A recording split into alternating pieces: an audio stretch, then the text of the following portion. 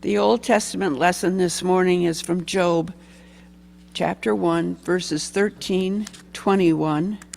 One day, when his sons and daughters were eating and drinking wine in the eldest brother's house, a messenger came to Job and said, "The oxen were plowing and the donkeys were feeding beside them, and the Sabaeans fell on them and carried them off and killed the servants with the edge of the sword. I alone have escaped to tell you." While he was still speaking, another came and said, "The fire of God fell from heaven and burned up the sheep and the servants and consumed them. I alone have escaped to tell you." While he was still speaking, another came and said, "The Chaldeans formed 3 columns, made a raid on the camels and carried them off, and killed the servants with the edge of the sword. I alone have escaped to tell you." While he was still speaking, another came and said, "Your sons and daughters were eating and drinking wine in their eldest brother's house, and suddenly a great wind came across the desert, struck the 4 corners of the house, and it fell on the young people, and they are dead. I alone have escaped to tell you." Then Job arose, tore his robe, shaved his head, and fell on the ground and worshipped. He said, "Naked I came from my mother's womb, and naked shall I return there. The Lord gave, and the Lord has taken away. Blessed be the name of the Lord." The New Testament lesson is Matthew 17, verses 14-21. When they came to the crowd, a man came to him, knelt before him, and said, "Lord, have mercy on my son, for he is an epileptic, and he suffers terribly. He often falls into the fire and often into the water. And I brought him to your disciples, but they could not cure him." Jesus answered, "You faithless and perverse generation, how much longer must I be with you? How much longer must I put up with you? Bring him here to me." And Jesus rebuked the demon, and it came out of him, and the boy was cured instantly. Then the disciples came to Jesus privately and said, "Why could we not cast it out?" He said to them, "Because of your little faith. For truly I tell you, if you have faith the size of a mustard seed, you will say to this mountain, 'Move from here to there,' and it will move, and nothing will be impossible for you."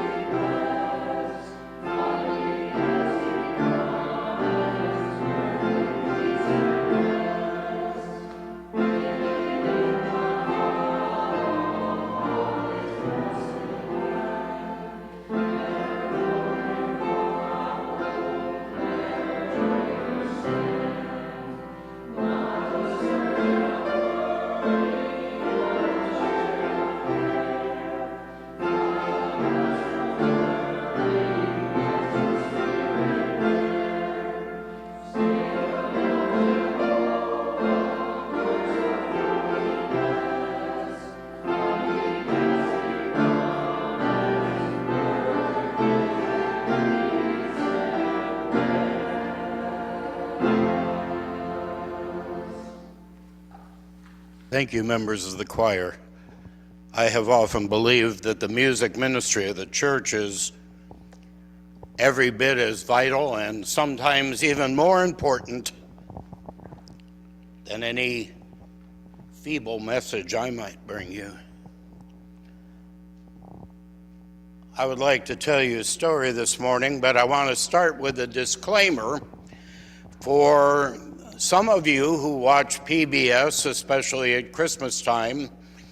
You may have heard British actor Hugh Bonneville use this very story in a different form, of course, than I'm going to give it to you this morning. I just want to say that he did that about 5 years ago, but I've been preaching the sermon for about 10 years, and therefore my people are talking to his people, and because Hugh is a minister, I'm sure we'll manage to find some common ground on that, and I won't have to sue him for the rights. Would have been nice, though. I want to tell you the story this morning about a man named Horatio Gates Spafford. Some of you may have heard about him. Most of you will not have heard of him. He was a man that lived back at the time of our American Civil War in the great city of Chicago, and Horatio might have gone on into obscurity but for one fact that I will, of course, be relating. He was an attorney. We have to assume he was a successful attorney because he had money that he was able to invest. He had a little bit of spare savings. And of course, this was the time after the American Civil War, even in 1871, where massive reconstruction was still going on in both North and South after that terrible devastation there. And that's all I'm going to say about the Civil War. I know you've already read the biography of me, so you don't want to ask about it. But Spafford had money to invest. And at that time, the best investment was lumber. Lumber for rebuilding in the North, lumber in the South. Lumber that could be shipped out by waterways to reach almost any part of America. And it seemed like a good investment. And so Horatio Gates Spafford put all of his money into lumber. And at first it was a prosperous business. But then in October of 1871, on one dark night when folks were all in bed, Mrs. O'Leary lit a lantern in her shed, and when the cow kicked it over, she winked her eye and said, "It'll be a hot time in the old town tonight." And it was. Certainly nothing that we really should joke about so many years later, although the rhyme is funny. The truth of the matter is that Chicago was devastated, and the fires were at their worst down by the waterfront where most of the lumber was stored for the various businesses that were involved in milling and selling lumber. And in a short period of time, Horatio Gates Spafford lost everything. He still had his law practice, but not much more. If that wasn't enough, his wife became ill. Now, judging from the diagnosis or the prescription of the doctors, she probably was in a deep despondency. She was depressed, and who wouldn't be after something such as what happened to the family had happened? As was common in those days, the doctors diagnosed a change of scenery, a change of air, take her somewhere else. And so it was arranged that Mrs. Spafford and their 4 daughters would go to Europe for the holiday season. And in November, they left on a boat called the Villa du Havre.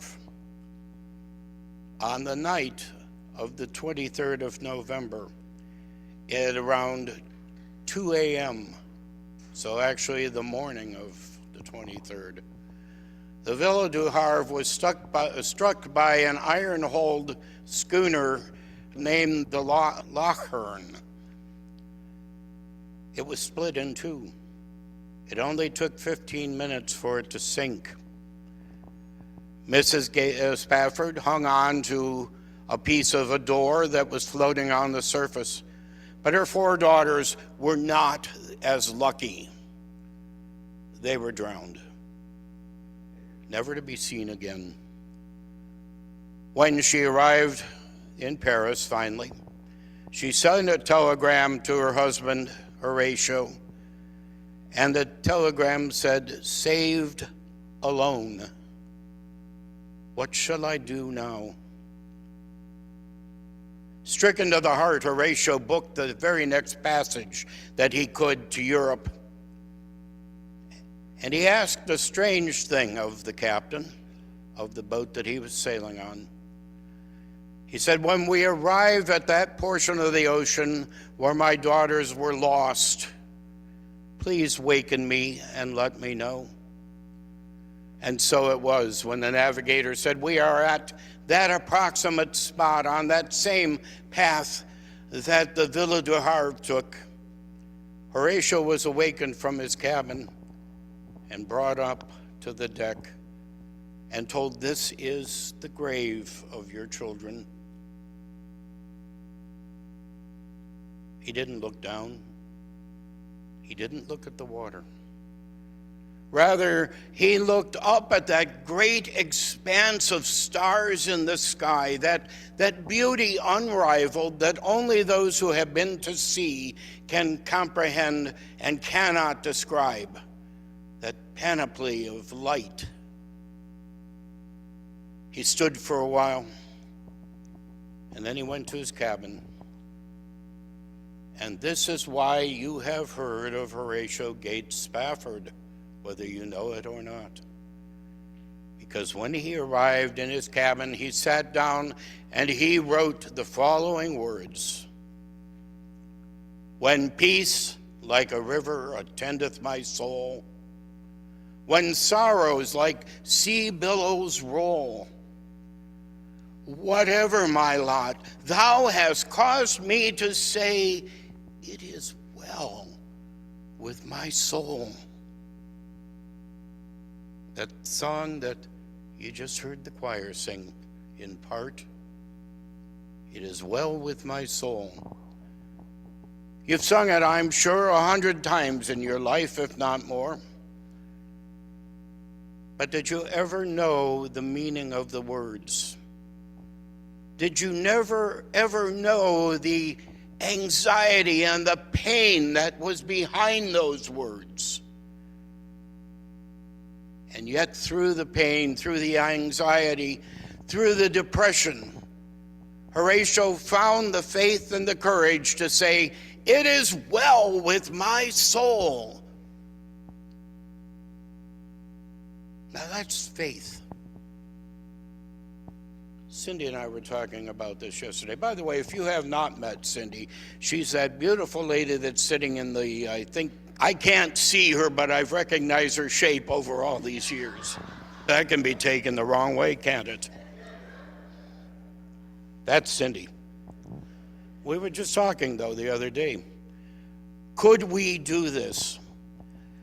We have, over the past several weeks, been through a lot of anxiety and pain with the loss of our former son-in-law and the loss of our son's, I say, sort of mother-in-law. I don't know how you can describe things in these days where there is companionship without marriage, but both coming within 2 weeks of each other. We've been quite down. And as we talked about this, we said to each other, could you do what Spafford did? Could you do what Job did? Could you say, in the light of losing it all, it is well with my soul? And we both had to be honest and say, I don't know if I could. I don't know if I could, saying that in response to the death of my daughter or my son or my cats. They're important too. That doesn't mean I don't believe in God. It just means that I have a question about what is faith. If I were to hand out a sheet of paper and ask you each to write down your definition of faith, I would probably get as many definitions, different definitions, as there are people in this congregation this morning. And the strange thing about it is that as many a definition as I would get, they would all be basically, they would all touch on an element of faith. And that is a wonderful thing, because faith is the most misunderstood concept of Christianity. Is faith merely believing in God? I don't know. The Greeks believed in gods. The Mayans believed in gods. The Aztecs believed in gods. Every civilization that has ever existed has believed in the existence of a god or gods. And yet in all the Mayan, the Aztec, and the Greeks, their gods were not beneficial, loving gods, but rather terrible people that had to be appeased by offerings. And if a tragedy came upon them, it was because they had not given Zeus or Hera or Aphrodite the right amount of offerings. I don't think we can call that faith.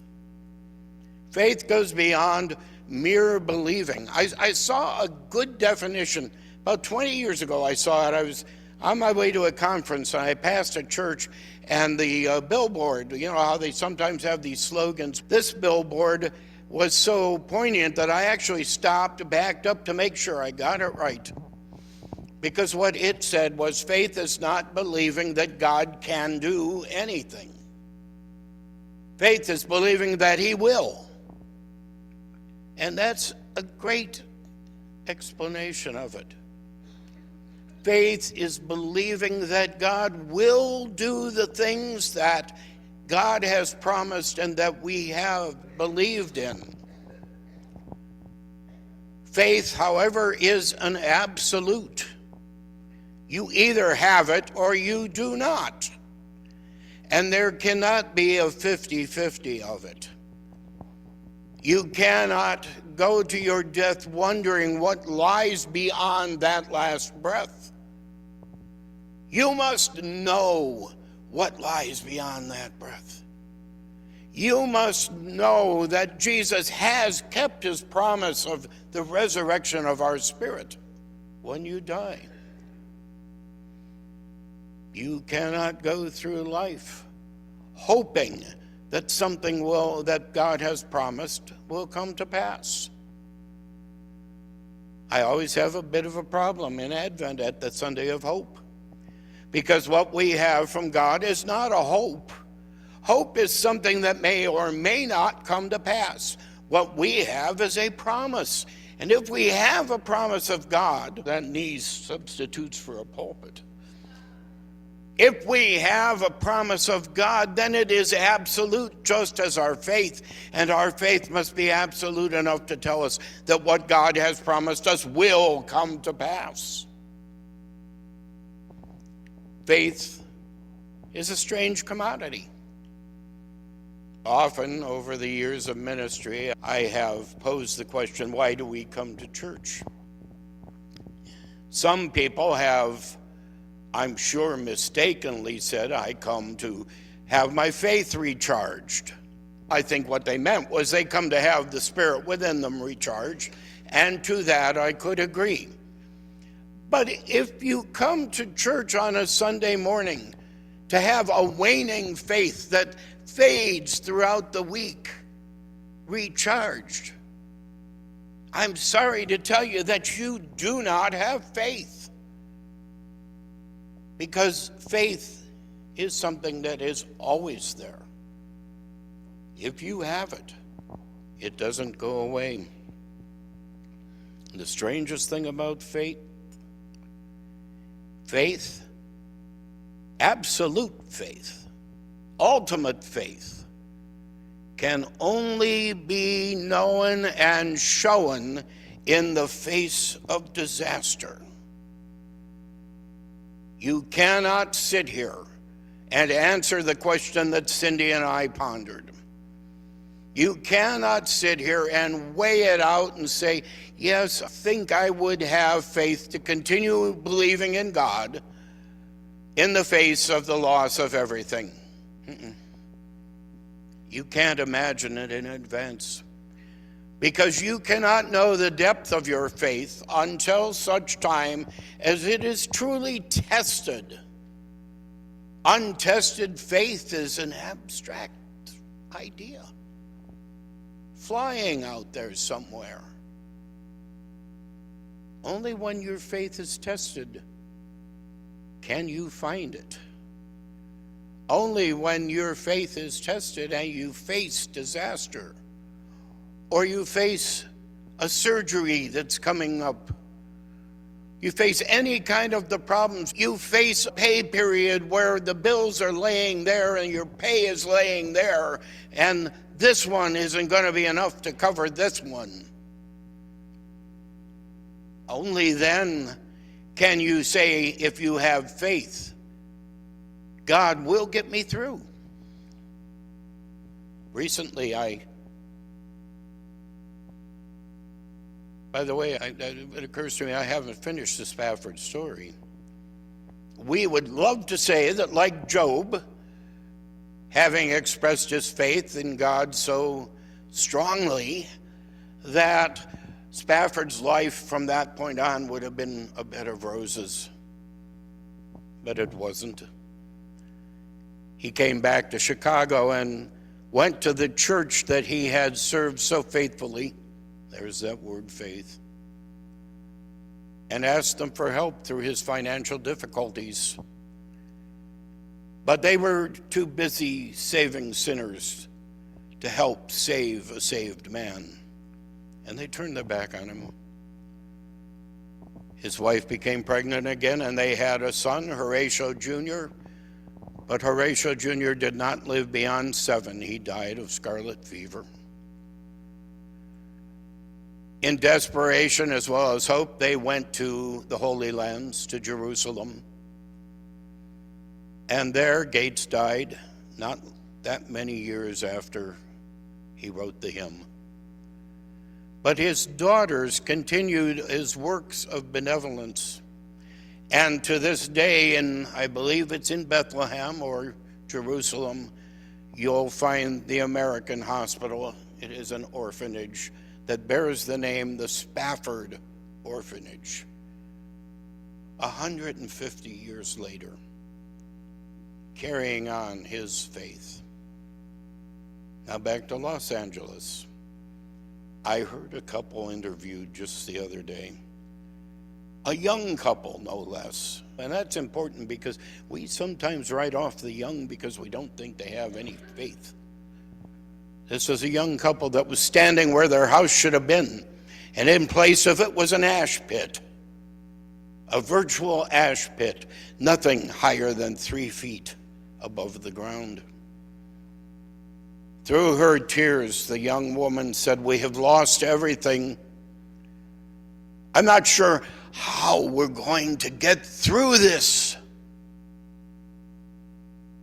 But then, after a deep breath, she added, "But we will get through this." Now that's faith. That's Spafford faith. Amen.